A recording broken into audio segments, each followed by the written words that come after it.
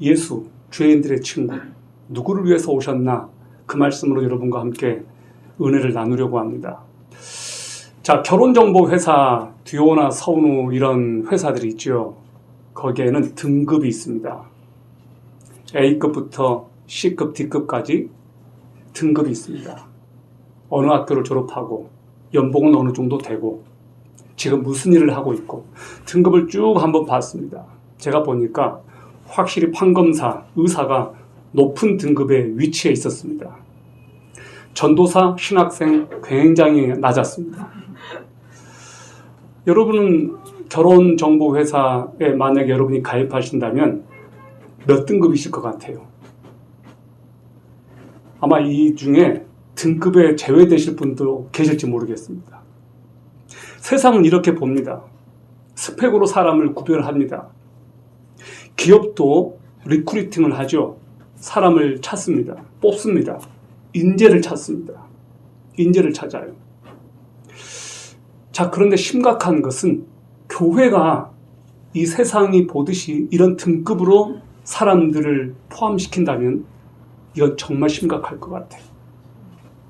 하나님은 교회를 일반 세상 기업들과 같은 곳으로 세우지 않으셨습니다. 이것은 정말로 다행이에요. 하나님은 이 땅에 교회를 세우셨을 때 등급을 보고 사람을 가입시킬 사람은 가입하고 밀어낼 사람은 밀어내라고 하지 않으신 것 같습니다. 하나님은 적어도 교회를 세우실 때 문턱을 낮추고 또 낮추라고 하셨을 것 같습니다. 강남의 어느 교회에서 실제로 있었던 이야기입니다. 청년들이 이렇게 모여 있는데 정말로 그 자리에는 스펙이 안 좋은 청년이 있었습니다. 이 청년이 얘기를 나누는 동안 뛰쳐나왔습니다. 왜 뛰쳐나왔느냐 하면 이유는 하나였습니다. 자기가 그곳에 있어야 될 이유를 모르겠더래요. 설교를 마치고 예배를 마치고 서로 소그룹으로 모였는데 하는 이야기들이 설교와는 전혀 무관한 이야기를 해요. 회사에서 어떤 이야기가 있었고 자기는 지금 어떤 정도의 연봉을 받고 있고 이런 이야기를 하는 거예요. 이 친구는 직업이 없었습니다. 정말로 마음 잡고 은혜를 받으려고 갔다가 상처만 받고 나왔습니다. 여러분, 사람들은 겉보기 화려하고 멋있고 능력 있고 유능한 사람들과 같이 어울리고 싶어 해요. 우리는 과거의 평판이나 어떤 행동을 보고 사람들을 판단하는 그런 선입견을 가지고 있습니다. 예수님은 어떠셨을까? 예수님께서 제자들을 선발하신 것을 보니까 2명을 제외하고는 정말로 별 볼 일 없는 그런 사람들이었습니다. 그 한 명은 가룟유다였고 또 다른 한 명은 마태였습니다. 마태는 지금으로 치자면 세무 공무원이었습니다. 당시 세리라고 하는 그런 직업을 가지고 있었습니다. 이 두 사람이 그나마 스펙이 괜찮은 사람이었고 나머지는 대부분 갈릴리 어부들이었습니다. 소위 말해서 스펙으로 치자면 못 끼는 사람들이었어요. 그런데 예수님이 그들을 제자로 뽑으셨어요. 하나님의 나라를 전파할 전령사들로 하나님께서는 로마에서 사람들을 선발하지도 않으셨고 갈릴리 주변의 촌딱들을 선발하셨습니다. 여러분, 이건 놀라운 거예요. 왜 하나님께서 그들을 선택하셨을까? 하나님께서는 하나님 나라를 전파할 충성된 사람들을 모집하셨던 것 같아요. 여러분들은 지금 누군가의 충성심과 책임감 때문에 이 자리에 있는지도 모르겠어요. 여러분은 얼마나 충성되고 얼마나 책임감이 강하세요? 여러분은 누군가에 대한 책임의식이, 부채의식이 있을지 모르겠습니다. 하나님께서는 적어도 갈릴리 촌딱들을 선택하셨을 때 하나님께서는 자신이 있으셨던 것 같아요. 예수님은 자신이 있으셨을 것 같아요.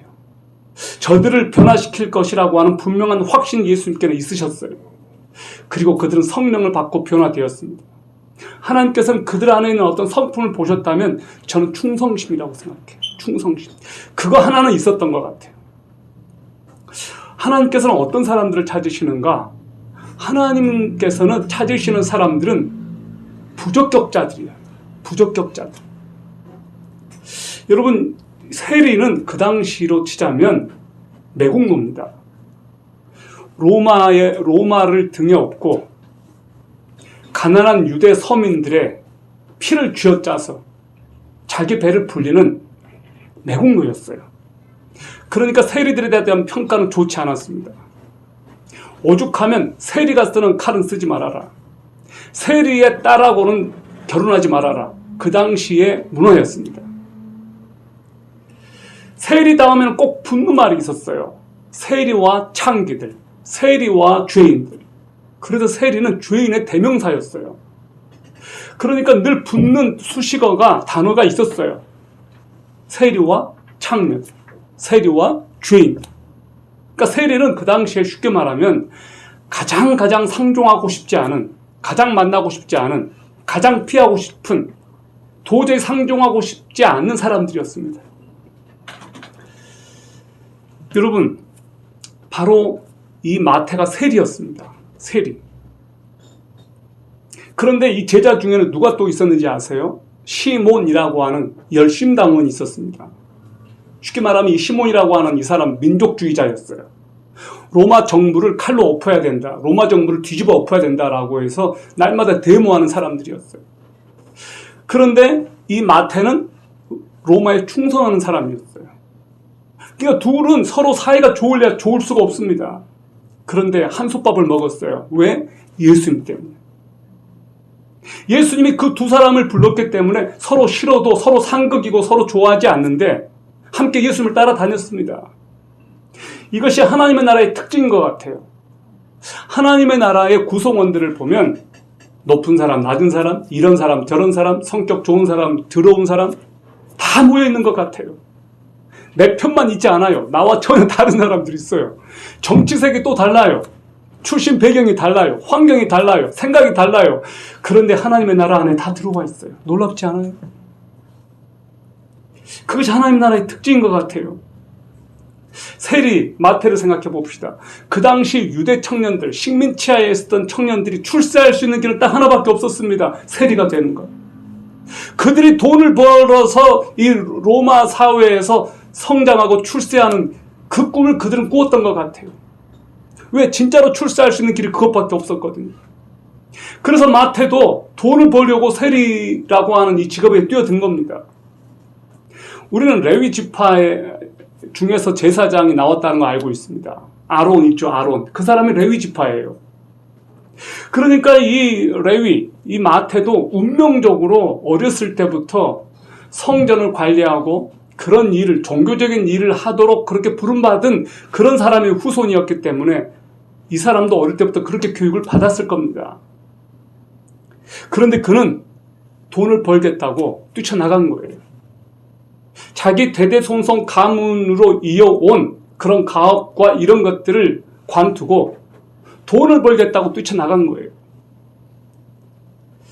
여러분, 이 구별된 특별한 지파였는데, 영광스러운 가문이었는데, 너는 꼭 우리 조상을 빛내는 사람이 되어줘 라고 해서 그 부모가 레위라고 이름을 지었을 텐데 어떻게 성전에서 하나님을 섬기는 이거를 그만두고 뛰쳐나갔을까? 저는 이런 생각이 들어요. 얼마나 이것이 답답했으면, 얼마나 그렇게 자기가 하고 싶은 일이 있었으면 그랬을까? 여러분 생각해 보십시오. 이 사람은 자기 양심을 판 거예요. 종교와 양심을 바꾼 거예요. 여러분이 믿음의 길에서 이탈되면 어떤 일이 벌어지느냐? 양심이 작동되지 않습니다. 믿음의 길에서 우리가 이탈되고 돈을 쫓게 되면 어떤 일이 벌어지느냐? 양심을 파는 일이 생겨요. 출세를 위해서는 물불 안 가리고 뛰어드는 사람들이 있습니다. 저는 하나님께서 우리를 보실 때 어떻게 보실까? 우리들에게 뭘 기대하실까? 하나님도 우리 사람 아빠랑 똑같을까? 잘 키워서 써먹으려고 그러실까? 아닐 것 같아요. 하나님께서는 태초부터 우리를 위한 계획과 목적을 가지고 계십니다. 그분의 목적과 계획에 따라 우리를 부르셨어요. 하나님의 목적이 있다 이 말이에요. Destiny, 하나님의 목적, The Destiny of God. 하나님의 목적은 무엇일까? 하나님의 최고의 뜻은 무엇인지 아세요? 저는 오늘 이것을 꼭 기억하시기를 바랍니다. 하나님의 최고의 목적은 여러분이 하나님의 성품을 닮은 존재가 되는 거예요. 두인이 아니고 빙이었어요. 하나님의 소망과 꿈은 우리와 교제하는 거예요. 그의 아들 예수 그리스도와 교제하게 하기 위하여 하나님께서 우리를 하나님의 형상으로 빚으셨다고요. 그리고 하나님께서 그 다음에 우리에게 부차적으로 기대한 것이 이 세상을 관리하라는 거예요. 매니지먼트를 맡기셨어요. 매니저로 맡기셨어요. 이 세상을 관리하는 것. 생육하고 번성하여 충만하라. 이 땅에 충만하라. 다스리라 그랬어요. 다스리라. 이것을 문화명령이라고 그래요. 그런데 더 놀랍게도요, 하나님께서는 우리들을 그분의 창세 이전에 이미 보셨다라는 것 여러분 아세요? 이미 보셨다 이 말이에요. 오늘 예수님께서 기록한, 마태를 통해서 기록한 이 복음서에 뭐라고 기록되어 있느냐? 이렇게 기록되어 있어요. 지나가시다가 알페오의 아들 레위가 세관에 앉아 있는 것을 보시고 그에게 이르시되 나를 따르라 하시니 일어나 따르니라 그랬어요. 보셨다 이 말이에요. 보셨다. 알페오의 아들이 그냥 물리적으로 그 공간에 앉아 있는 것을 보셨을까요? 그런 의미일까요? 아닌 것 같아요. 예수님은 이미 마태를 다 스캔하셨어요. 마태를 다 스캔했다고 끝났어요. 얘가 어떤 애인지 다 안단 말이에요. 근데 세관에 앉아있는 이 마태가 하는 일이 뭐였어요? 죄 짓는 거예요. 죄 짓는 거. 어떻게 하면 저 집에서 이렇게 얼마나 더 뜯어낼까? 이 세리마태는 말 그대로 자기의 모든 목적은 돈이었기 때문에 봐주면 안 되는 거예요. 인정사정 없이 그냥 모아야 되는 거예요. 그러니까 고하고 과부고 저 집이 어떤 상황이고 이런 거 관련한 그런 거하고는 관심 닫아버려야 돼요. 왜? 그는 출세해야 되니까. 그는 인격적이고 좋은 세관이 아니었을 거예요. 여기 세리마태가 어떻게 했다고 나오냐면 여기 말씀을 한번 읽어보세요. 같이 한번 읽어보겠습니다. 시작. 예수님께서 거기를 떠나 지나가시다가 마태라는 사람이 세금 받는 곳에 앉아있는 것을 보시고 그에게 나를 따르라 하시니 그가 일어나 그분을 따르니라. 예수님께서 팔로우 미 그랬어요. 그랬더니 마태가 어떻게 했습니까? 나를 따르라니까 일어나 그분을 따르니라 그랬어요. 쉽게 말하면 이거 자기 돈벌이, 자기에게 최고의 이 직업, 자기 미래가 보장된 이것을 그냥 내려두고 따라간 거예요. 따라간 거예요. 이거 대단한 거예요. 이거 정말 쉬운 결단이 아니에요. 정말 쉬운 결단이 아니에요. 일어나 따랐다고 했습니다. 우리가 예수님을 따른다면 왜 따를까요? 내가 하고 있는 그 무엇에 만족하지 못하고 하나님의 부르심이 너무나 그 콜링이 강력할 때 우린 따라 났을 것 같아요. 마태는 만족감이 없었던 것 같습니다. 그에게는 오로지 돈밖에 없었는데 예수님의 그 부르심이 너무나 강력했습니다. 여러분, 우리가 하나님의 일을 하려고 할 때 반드시 해야 되는 것 두 가지라고 생각해요. 첫 번째는 예수님을 따르겠다는 의지가 있어야 되고, 두 번째는 포기하는 것이 있어야 돼요. 예수님을 따르기 위해서는 반드시 포기하고 내려놓아야 될 것이 있어요. 그것을 끌고 갈 수는 없어요. 성경은 이렇게 말해요. 세관 그 책상을 가지고 떠났다라고 말하지 않았어요. 내려놓은 거예요. 자기가 하던 일을 그냥 내려놓은 거예요. 그리고 예수님을 따른 거예요. 예수님은 베드로에게는 내가 너로 사람을 낚는 어부가 되게 하겠다라고 얘기라도 해줬는데 마태는 그것도 없었어요. 그냥 따라와 그랬어요. 그냥 따라와. 밑도 끝도 없이 따라와 그랬겠는데 마태는 따라 나섰습니다. 예수님의 부르심이 너무나 강력했다는 것을 알게 되고 마태는 이분이 뭔가 특별한 분이라는 걸 알았던 것 같아요. 그는 매일매일 앉아서 이렇게 하고 있지만 자기 동족의 피를 빨아먹고 있는 이것에 만족하지 못했던 것 같습니다. 기쁨이 없었던 것 같아요. 만약에 그 일에 만족하고 기쁨이 있고 너무너무 좋았다면 예수님 따라나지 않았을 거예요. 여러분, 우리가 예수님을 따른다고 할 때 예수님보다 더 좋은 곳이 있으면 예수님 따르기 어려워요. 예수님에게서 우리가 뭔가를 보았을 때 하나님에게서 뭔가를 우리가 발견했기 때문에 우리가 예수님을 따르는 거지. 예수님을 따를 때 어드밴티지가 있으니까 따르는 것 아니겠어요? 예수님을 따르는데 나에게 오는 게 아무것도 없어. 그럼 왜 따릅니까? 우리가 예수님을 따를 때 우리들에게는 보장된 것 세 가지가 있습니다. 첫 번째, 천국이 보장됩니다. 두 번째, 예수님을 따를 때 우리들에게 보장되는 것이 있어요. 삶의 목적이 달라져요. 분명히 달라져요. 그리고 세 번째, 예수님을 따를 때 우리들에게 주어지는 보장이 하나 있습니다. 뭘까요? 우리들에게 평안이 와요. 평안이 와요. 평안. 기쁨이 온다고요. 세상에 줄 수 없는 평안을 주님께서는 보장해 주셨습니다. 약속해 주셨다고요. 여러분, 우리가 그분의 음성을 듣고 주님을 따를 때 우리들에게 기쁨이 있는 것 같아요. 우리가 그분의 음성을 듣고 따를 때 우리들에게 구원이 찾아오는 것 같아요. 여러분, 이것을 경험해 보셨나요? 여러분은 어느 순간에 주님의 음성을 들어보신 적이 있으세요?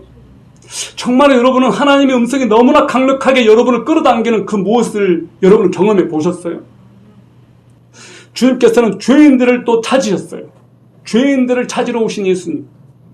여기 9장 11절을 다 같이 한번 읽어보시겠습니다. 시작. 바리새인들이 보고 그의 제자들에게 이르되 어찌하여 너희 선생은 세리와 죄인들과 함께 잡수시느냐. 자, 바리새인들이 나옵니다. 바리새인이라고 하는 이 페리스라고 하는 말은 분리하다 그 뜻이에요. 이 사람들은 분리주의자들이에요. 사사건건 예수님께 트집을 잡았어요. 뭐라고 이번에 트집을 잡느냐.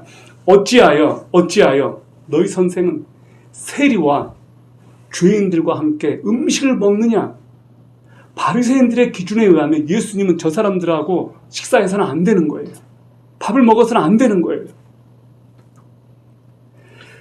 바리새인들은 자기들이 극도로 혐오하는 세리와 죄인들이 예수님과 같이 밥을 먹는 거가 그들에게는 건수를 하나 잡은 거예요.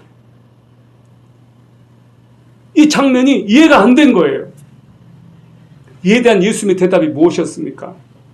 12절 13절을 보십시오. 예수께서 들으시고 이르시되 건강한 자에게는 의사가 쓸데없고 병든 자에게라야 쓸데있느니라. 너희는 가서 내가 긍휼을 원하고 제사를 원하지 아니하노라 하신 뜻이 무엇인지 배우라. 나는 의인을 부르러 온 것이 아니요 죄인을 부르러 왔노라 하시니라. 여러분, 예수님은 자기보다 훨씬 격이 낮은 사람들에게 다가가셨어요. 예수님은 그들과 친구가 되어주셨어요.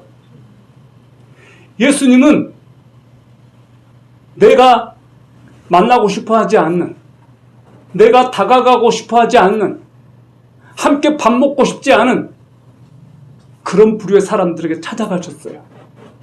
그리고 그들과 친구가 되셨어요. 우리는 때때로 나와 격이 다른 사람들을 조금 꺼리는 경향이 있어요. 지금 코로나 상황이어서 더 만나기가 어려워진 시대예요. 안 만나려고 해요. 격이 다르니까. 우리 학생들이 학교 가면 더 그래요. 끼리끼리 어울려요. 그리고 어떤 경우는 왕따를 시키죠.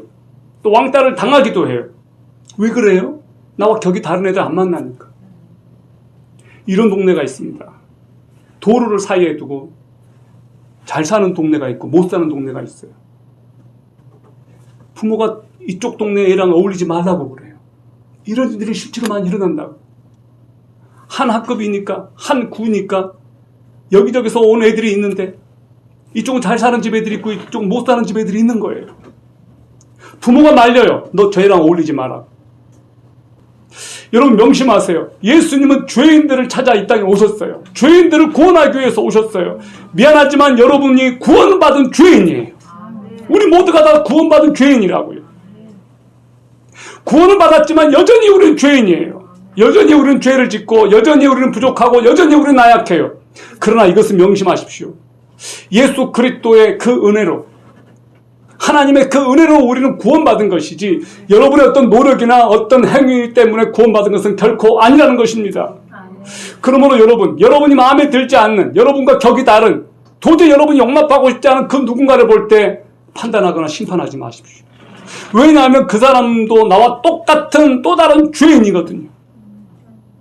나와 다른 죄인일 뿐이에요. 근데 주님은 그를 위해서 십자가에 못 박혀 죽으신 거예요. 이것이 하나님의 은혜예요. 여러분, 마태의 이름이 무엇인지 아세요? 하나님의 은혜예요. 마태라고 하는 사람의 뜻이 뭐냐? 마태라고 하는 그 이름의 뜻이 뭐냐? 하나님의 은혜예요. 그가 하나님의 은혜를 받은 거예요. 그는 도저히 예수님의 제자로 선택받을 그런 사람이 아니었습니다. 다시 말하지만 마태는 손가락질 받는 사람이고 매국노 취급받는 사람이고 나 저 인간과 같이 있고 싶지 않아 라고 하는 그런 사람이었다고요. 그런데 예수님은 그렇게 하셨어요. 예수님께서 뭐라고 말씀하십니까?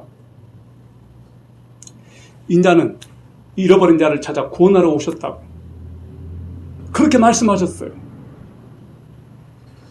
오늘 하나님께서 우리들에게 주신 이 말씀은 정말 놀라워요. 너희는 가서 내가 긍휼을 원하고 희생물을 제사를 원치 아니하노라 하신 말씀이 무슨 뜻인지 배우라. 나는 의로운 자들을 부르러 오지 않았다. 예수님은 의인을 부르러 온 것이 아니라 죄인을 불러 회개하게 하려고 왔다 그러셨어요. 그 죄인에는 저와 또 다른 죄인이 포함되어 있어요. 여러분, 또 다른 죄인들을 뭔가 마음에 들어 하지 않는 거 여러분 있죠? 다른 사람 보면 뭔가 마음에 안 들죠? 그런 사람들이 있죠?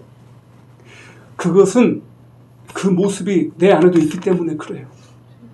여러분이 누군가를 그렇게 싫어하는 그 사람이 여러분 안에도 있기 때문에 그래요. 마음에 안 드는 거예요. 여러분이 누군가를 마음에 안 들어 하면 그것은 어떤 의미냐? 내가 마음에 안 드는 거예요.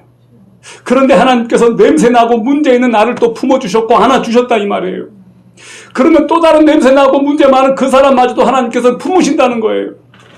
우리가 죄인임을 깨닫고 내가 용서받은 죄인임을 깨달으면 은혜의 폭이 넓어져요. 다른 사람을 포용할 수 있게 돼요. 왜? 내가 가장 나쁜 놈이라는 것을 알게 되고 내가 철천지 죄인이라는 것을 깨닫게 되면 다른 사람에 대한 관용의 폭이 넓어져요. 그 은혜가 있기를 바랍니다. 다시 기억하세요. 마태라고 하는 그 사람의 이름의 뜻이 하나님의 은혜예요. 은혜. 예수님께서 누군가를 찾아오셔서 만나주셨을 때 그가 회복이 되었을 때 그러면 그 주님께서 우리들에게도 원하시는 게 무엇일까요? 저와 여러분에게 예수님께서 바라고 원하는 게 있다면 무엇일까요? 제가 설교 준비를 하다가 어떤 책을 보게 되었습니다. 우리 부모님 세대들, 우리가 어렸을 때 우리 고모, 이모, 이분들 세대들이요 엄청 기도했다고요. 그분들의 기도로 이 대한민국에 살아왔습니다. 언제부턴가 우리 기도 안 해요. 우리가 가난한 마음이 없어졌어요. 다가가지 않아요. 저는 굉장히 부끄러운 마음으로 저에게 주신 그분의 음성이 너무나 강력해서 오늘 이 설교를 한 거예요. 죄인들의 친구 예수님. 별 볼 일 없고 나와 격이 다른 그 친구들에게 다가가신 예수님. 언제부턴가 우리는 너무나 교만해지고 언제부턴가 우리는 사람들을 볼 때 만나야 될 사람, 안 만나야 될 사람 딱 분리를 해버리고 더 이상 다가가지 않는 우리들. 주님은 우리들에게 말씀하십니다. 다가가라. 너 잘난 거 아니라. 그 사람들 판단하지 말라. 마태가 사람들 불러 모읍니다. 잔치를 해요. 두 가지 의미가 있을 것 같아요. 그 잔치는 제자로서 선택받은 마태 출정식이었어요. 그리고 그 잔치는 누가 온지 아세요? 바리새인들이 초대돼서 온 게 아니에요. 다 이 세리 마태와 비슷한 사람들이 모인 거예요. 다 냄새나는 죄인들이 모인 거예요. 교회 냄새나는 죄인들이 모인 곳이에요. 여러분 대단한 거 없어요. 여러분 우리가 대단하지 않다고요. 이 교회에 누군가가 와서 불편함을 느낀다면 그건 우리한테 문제가 있는 거예요. 우리 대단한 사람 아니거든요. 누군가가 이곳에 와서 참 이곳이 편하다. 나 같은 죄인들이 많네. 그래서 냄새나는 죄인들이 와서 똑같은 냄새를 느끼면서 이곳에서 야, 나 여기 또 오고 싶다. 그런 곳이 됐으면 좋겠습니다. 놀라운 하나님의 은혜라고 하는 책이 있어요. 필립 양씨가 쓴 책이에요. 거기에 이런 내용이 나와요. 마약 환자인데 이 사람이 마약 환자들만 모인 그 집단에 가서 자기와 똑같이 이런 마약을 복용해서 병을 걸린 그 사람들이 모인 그곳에 와서 동질감을 느끼고 사랑을 받는다고 느꼈대요. 교회가 아니라. 왜? 자기와 똑같은 사람들이 그곳에 있으니까 서로 위로가 되는 거예요. 근데 그곳에는 가보니까 국회의원도 있고 게이도 있고 별의별 사람이 다 있는 거예요. 근데 다 환자인 거예요. 다 환자인 거예요. 여러분, 오늘 우리가 예수 그리스도로 인해서 구원받은 병자들이 모여 있습니다. 예수 죄인들의 친구, 예수 구원받은 병자들의 친구. 우리는 아직 정상이 아니에요. 우리가 다 조금씩 병이 있어요. 우리가 다 병자더라고요. 근데 예수 그리스도라고 하는 그 백신을 맞아서 죄가 더 이상 우리들에게 침입을 못하게 되고, 예수 그리스도라고 하는 그 백신 때문에 하나님의 자녀, 하나님의 공동체 안에 들어와서 이제는 주님 안에서 안전을 누리고 있는 하나님의 백성이 된 거예요. 여전히 죄는 여러분을 공격할 겁니다. 그러나 명심하세요. 여러분은 이미 하나님 안에서 구원받은 그 공동체 안에 들어와 있습니다. 우리는 아직 병자이고 여전히 부족한 것이 많지만은 그럼에도 불구하고 구원받은 죄인이에요. 그럼에도 불구하고 우리는 죄 짓는 의인이에요. 의인은 의인인데 죄를 지어요. 근데 놀라운 사실은 구원받았다는 거예요. 구원받았다는 거예요. 구원이라는 백신, 예수 그리스도의 피값으로 그 구원을 받았다는 거예요. 놀랍지 않습니까? 이것이 은혜 아닙니까? 여러분, 직업으로 사람 평가하지 마셔요. 그 사람이 하는 일로 어떤 사람을 보지도 말고요. 우리가 하나님 앞에서 내가 가장 죄인이라고 하는 것을 깨닫고 그 은혜를 인하여 감사하십시오. 오늘 하나님 앞에 나아갑시다. 우리가 하나님 앞에 빚진 죄인의 마음으로 이 자리에 있고, 빚진 죄인의 심정으로 누군가를 보시고 그 누군가를 품어주십시오. 비그리스도인들에 대한 태도, 마태를 닮았습니까? 아니면 바리새인을 닮았습니까? 바리새인들은 딱 거기까지 선을 긋고, 만날 사람 만나지 않을 사람 딱 구별하고, 그게 바리새인이에요. 세리, 어딜 가도 그냥 비빌 언덕이 있으면 그냥 그곳에 있는 사람들. 오늘 죄인을 구원하기 위해 이 땅에 오신 의인이 아닌 죄인들을 찾아 나신 예수 그리스도를 만난 여러분, 또 다른 죄인들을 여러분이 품기를 바라고, 여러분이 그 또 다른 죄인들 중에 무리임을 기억하고 겸손합시다. 그리고 하나님께서 나를 보시고 나를 찾아와 주신 것을 인하여 감사합시다.